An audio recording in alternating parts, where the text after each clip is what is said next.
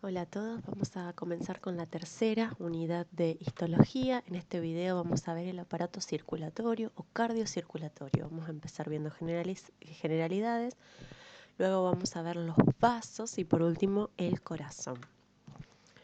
Primero tenemos que recordar cuáles son las funciones de este aparato. Por un lado, recuerden que es un sistema de tubos por donde circula la sangre. Por lo tanto, las funciones van a estar relacionadas con las funciones de la sangre, justamente. Lo que va a hacer el aparato cardiocirculatorio, en conjunto con todos estos vasos que son tubos y el corazón que actúa como bomba, es llevar los nutrientes desde el intestino hasta todas las células del cuerpo y devolver todos los desechos que se producen en las células periféricas hacia los órganos encargados de su excreción y por otro lado llevar el oxígeno desde los pulmones a todo el organismo y el dióxido de carbono desde la periferia hacia los pulmones nuevamente. Para esto, este sistema se compone, como dije antes, de una bomba, que es el corazón, y un sistema de vasos que los podemos dividir en los que transportan sangre arterial, que generalmente en los libros los van a encontrar con rojo, y los que transportan sangre venosa o desoxigenada, que generalmente se colorean en azul en los libros. Acá les dejo un recuerdo anatómico, pero nosotros nos vamos a dedicar a estudiar principalmente cómo es la estructura histológica de todo esto.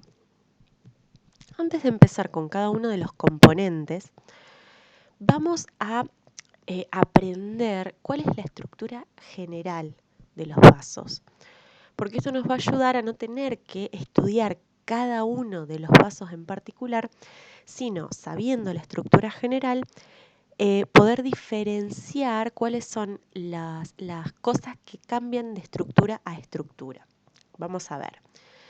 Como es un órgano hueco, cualquier vaso, histológicamente lo tenemos que describir desde la luz hacia afuera.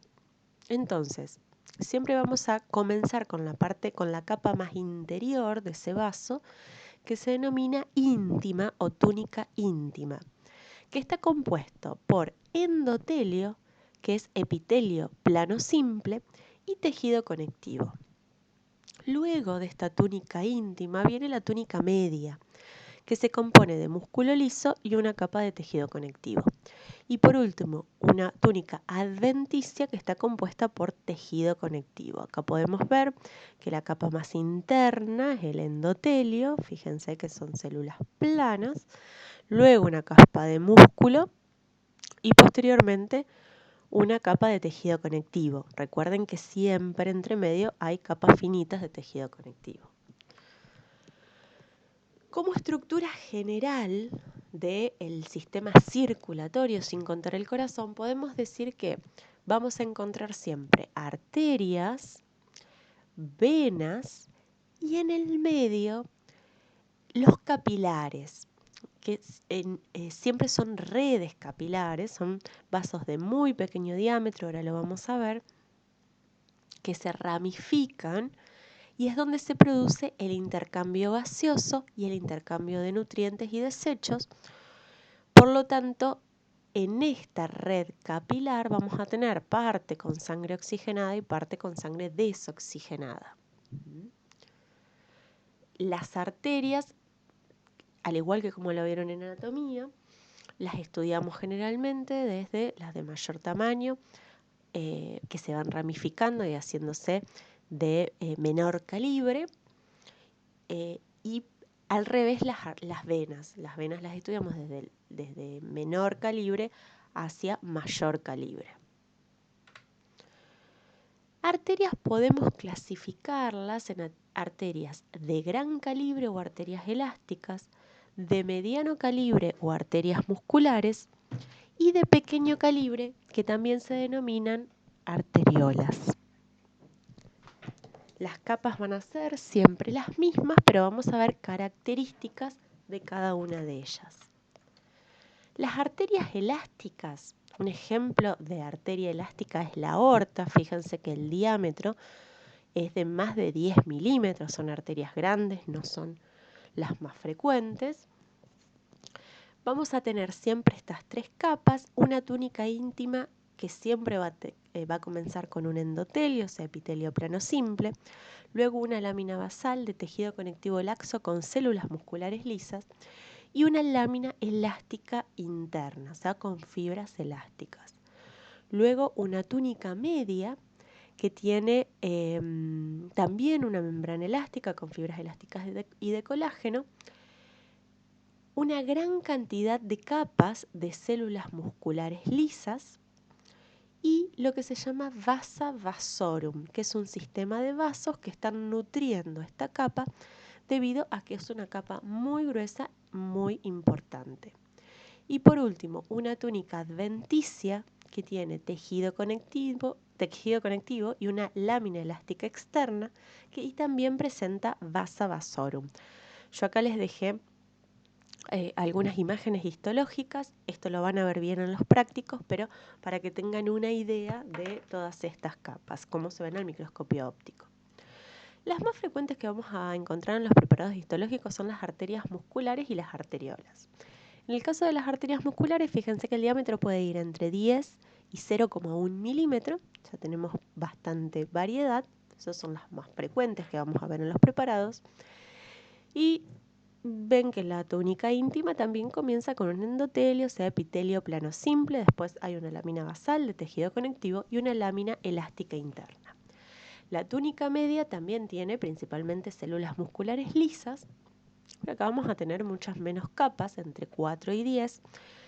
Igualmente, fíjense que esto se llaman arterias musculares, o sea que la capa muscular es una capa muy importante. Y luego vamos a tener una túnica adventicia de tejido conectivo laxo. Si ustedes se fijan, acá lo que vamos a observar es una primer capa, esta parte es agrandado de esto. La primera capa es el endotelio, luego viene el músculo, fíjense que es una capa importante de músculo liso, y luego la túnica adventicia. Las arteriolas son las arterias de menor calibre, también tienen una túnica íntima con endotelio, una lámina basal de tejido conectivo y una lámina elástica interna. La capa de músculo en la túnica media es entre 1 y 3 capas, justamente dependiendo del diámetro de estas arteriolas. Y vamos a tener una túnica adventicia de tejido conectivo laxo. A estos vasos se los denomina vasos de resistencia y son muy importantes en la microcirculación. Ahora vamos a ver por qué. Bueno, cuando continuamos achicando el diámetro, una vez que terminan estas arteriolas, se van a dividir en lo que se llaman capilares. El capilar es la estructura entre los vasos más pequeña, de diámetro más pequeño y muy simple en su conformación. Fíjense que no tiene túnica media ni túnica adventicia, solamente tiene una túnica íntima con un endotelio y una lámina basal con tejido conectivo laxo y pericitos. El diámetro es tan pequeño que generalmente pasa, por lo menos en el tipo más común de capilares, una sola célula. Y la capa tiene que ser muy finita, solamente la túnica íntima, porque acá se va a producir el intercambio gaseoso de nutrientes y de desechos, por lo tanto la difusión tiene que ser muy rápida. Fíjense que a partir de una arteriola no vamos a tener solamente un capilar, sino una red de capilares, justamente para ampliar el espacio para el intercambio. ¿Qué son estos pericitos que yo nombré? Son células que se encuentran en la pared vascular, son contráctiles y tienen propiedades de células troncales, o sea, de células madre. ¿Cómo podemos clasificar a los capilares? Los capilares pueden ser continuos, que son los más comunes, Continuo quiere decir que no tiene ninguna interrupción en su pared. Fíjense el diámetro, está pasando solamente un glóbulo rojo por este capilar. Estos son los más comunes, los que tenemos en todos los órganos. Después tenemos otro tipo, que son los fenestrados. Fenestrado viene de fenestra, que es un poro, un agujero. Entonces, estos capilares presentan poros recubiertos por diafragmas, exceptuando los del glómerulo renal, que vamos a ver cuando veamos riñón. No están en todos los órganos, pero sí los podemos encontrar en páncreas, en tubo digestivo y en muchas glándulas endocrinas. Y por último tenemos los sinusoides. Los sinusoides no tienen un diámetro constante como lo tienen los otros dos. El diámetro es muy irregular. También tiene fenestraciones, pero grandes. Y la diferencia con los fenestrados es que en los sinusoides la membrana basal es discontinua.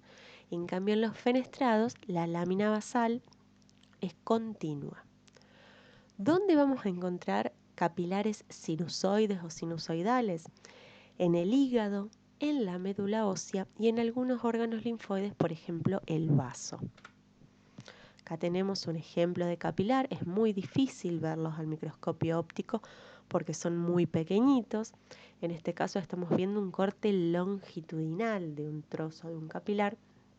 Por eso la luz parece mucho más grande, pero lo estamos cortando de manera longitudinal. Fíjense que muy bien se puede ver el epitelio plano simple y apenas una capa de tejido conectivo posterior. Bien, tanto las arteriolas como los capilares y las vénulas que vamos a ver a continuación pertenecen al sistema de microcirculación.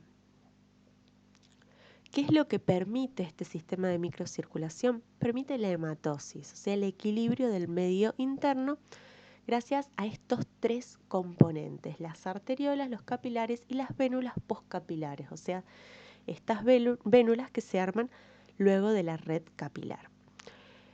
En este sistema de microcirculación se va a producir el intercambio de oxígeno, dióxido de carbono, agua, sales, nutrientes, metabolitos, todo lo que se necesite pasar hacia el tejido, pero también es muy importante acá las arteriolas. Las arteriolas lo que van a hacer es regular el flujo y la presión de la sangre que llega a este sistema capilar. ¿Por qué? Como vimos recién, las capas de los capilares son muy finitas, o sea, es una sola capa, por lo tanto no puede resistir mucha presión. Por eso, estas arterias tienen una buena capa muscular para poder regular de alguna manera el flujo que llega a estos capilares y la presión con la que llega la sangre. Vamos a recorrer entonces el camino inverso para llegar al corazón. Y en este caso vamos a ver primero las vénulas y después las venas de mediano y de gran calibre. Las vénulas tienen un endotelio, como todos los vasos sanguíneos, una membrana basal de tejido conectivo laxo y tejido conectivo subendotelial. La túnica media tiene pocas capas de tejido muscular liso. Si nosotros comparamos una vénula y una arteriola del mismo calibre, la vénula tiene menos músculo liso que la arteriola. Y después vamos a tener una túnica adventicia con tejido conectivo laxo, generalmente más desarrollado que la túnica media. Lo mismo va a pasar en las venas. Las venas, tanto sean de mediano o de gran calibre, vamos a tener un endotelio y una lámina basal. En la túnica media, células musculares lisas, pero no demasiadas capas, y luego una gran adventicia con tejido conectivo laxo, y en las venas más grandes, células musculares también. Un detalle que vamos a encontrar en las venas que están por debajo del corazón es la presencia de válvulas. Las válvulas lo que hacen es evitar el retorno venoso de la sangre que está volviendo hacia el corazón. Seguramente lo vieron en anatomía, pero la forma que tiene la sangre de volver es por el aumento de la presión por la contracción muscular. por el tono muscular. Entonces, como no es continuo, la sangre va a subir y si las válvulas están normales, no va a poder retornar. Esto es un corte histológico con válvulas, de una vena con válvulas. Acá les dejo algunas imágenes para que vean, pero igualmente lo van a ver en el práctico, para que vean más o menos las capas de las diferentes venas en este caso. Esto como una ayuda, cuando veamos al microscopio óptico, no es siempre, no es regla, pero para poder orientarnos. Cuando nosotros vemos una luz redondeada, con una capa muscular bastante gruesa, tenemos que pensar más que es una arteria a que es una vena. Esa capa muscular más gruesa hace que no colapse cuando la arteria se vacía de sangre, por ejemplo en la preparación del corte histológico, por eso la vamos a ver la luz redondeada. Obviamente si vemos una elástica externa, una membrana elástica externa, vamos a pensar que es una arteria. En cambio, las venas suelen verse con la luz más colapsada, justamente porque tienen un menor componente muscular que hace que no tenga tanta resistencia a la pared. Y obviamente no vamos a encontrar una lámina elástica externa. Cuando nosotros pensamos en el retorno de sangre o de alguna otra cosa hacia el corazón, no vamos a tener solamente las venas, que es esto azul que está acá. Vamos a encontrar otro sistema de vasos que son los linfáticos. Los vasos linfáticos. Los vasos linfáticos siempre son de retorno hacia el corazón. Y lo que llevan estos vasos linfáticos es la linfa. Ya hablamos de vasos linfáticos cuando vimos el sistema inmunológico. ¿Por qué? Porque vimos los ganglios linfáticos. Recuerden que los ganglios linfáticos son órganos linfoides secundarios que presentan una cápsula y un hilio y que los vasos linfáticos aferentes penetran por la cápsula y los eferentes salen a través del hilio. Y ahí de alguna manera se filtra la linfa, que ahora vamos a ver qué es, para evaluar si no hay ningún componente nocivo para el organismo. Entonces hay un montón de células linfoides que van a estar sensando esa linfa. ¿Qué es la linfa? O sea, ¿qué lleva un vaso linfático? Fíjense que comienza a partir de una red capilar, son capilares linfáticos que coinciden con los capilares donde se produce el intercambio, o sea, los capilares sanguíneos, coincide el inicio.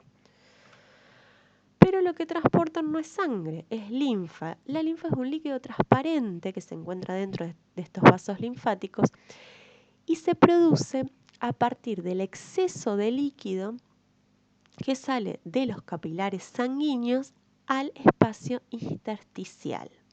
Entonces, todo ese líquido que queda en el espacio intersticial es recogido por los capilares formando la linfa. A partir de estos primero capilares y luego vasos linfáticos, va a ir convergiendo cada uno de estos vasos en tubos más gruesos y se van a terminar vaciando en las venas subclavias. Seguramente ya lo vieron en anatomía. ¿Cuál es la función de esta linfa? Primero, recolectar todo ese líquido intersticial y volverlo al sistema cardiovascular, pero también tiene esta participación en el sistema inmunológico, porque cualquier cosa que pasa en el espacio intersticial y llegue a la linfa va a poder ser sensado en los ganglios linfáticos. También absorbe nutrientes en el aparato digestivo y los vuelca a la circulación general. Esto es un corte histológico donde vemos un vaso linfático. Fíjense que las paredes son muy finas, pero vamos a tener la misma capa de endotelio, luego vamos a tener tejido conectivo, muy parecido a una vena, pero en general bastante más fino. Por último, vamos a hablar del corazón.